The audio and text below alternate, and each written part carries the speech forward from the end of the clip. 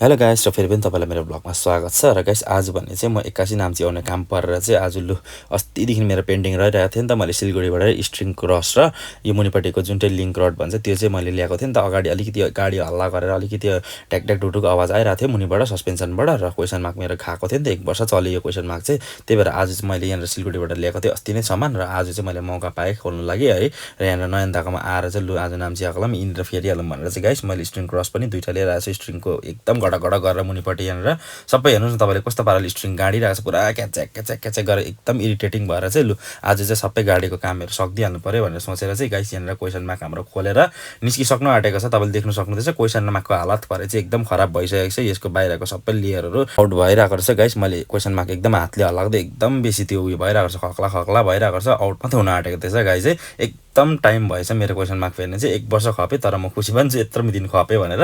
र गाइस तपाईँले देख्न सक्नुहुन्छ ब्रान्ड न्यू हाम्रो एकदम यहाँ नयाँ क्वेसन मार्क आइपुगिसकेको छ। र अब यसलाई लगाएर भने चाहिँ गाइस मेरो गाडीमा एकदम हल्लाहरू गायबै हुनेछ है। र लु एकदम भाइले मजाले यहाँनिर फिटिङ गर्न थालिहाल्यो मेरो गाडीमा है। र यसको बादमा चाहिँ गाइस 2टा स्ट्रिङ क्रस फेरेर पछाडिको ब्रेक सु अलिकति उठाएर ब्रेकहरू चकाचक बनाएर चाहिँ म लाग्छु आफ्नो घरतर्फ। र तपाईँले देख्न सक्नुहुँदैछ क्वेसन मार्क हाम्रो एकदम फिट भइसकेको छ। र अब भने चाहिँ आएको छ पालो यहाँनिर स्ट्रिङ क्रसको। र तपाईँले देख्न सक्नुहुँदैछ मैले एमएसएलको लगाउँछु नि त, एमएसएलको लिएर आएको थिएँ। र तपाईँले देख्न सक्नुहुँदैछ सामान चाहिँ मैले एकदम अस्ति सिलगढीबाट लिएर आएको, किनभने गाइस 200-300 को डिफ्रेन्स पर्छ नि त्यहाँ जोरथाङ नाम्चीमा किने भन्छ। त्यही भएर गाइस सिलगढीबाट सामानहरू लिएर आउँछु म।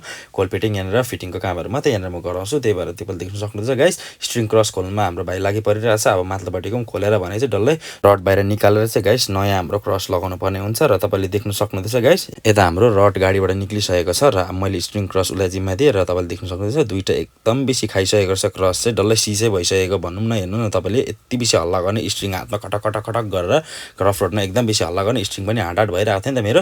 र अब भने चाहिँ गाइस 2टा क्रस हालेपछि स्ट्रिङ पनि एकदम नरम भएर जान्छ। तपाईँले देख्न सक्नुहुन्छ एकदम टल्किहाल्यो हाम्रो स्ट्रिङ क्रस।